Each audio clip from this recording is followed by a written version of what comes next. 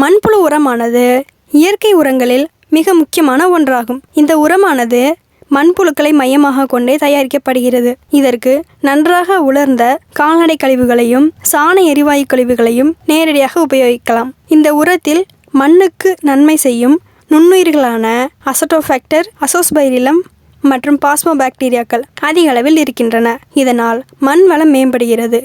நன்றி, வணக்கம்.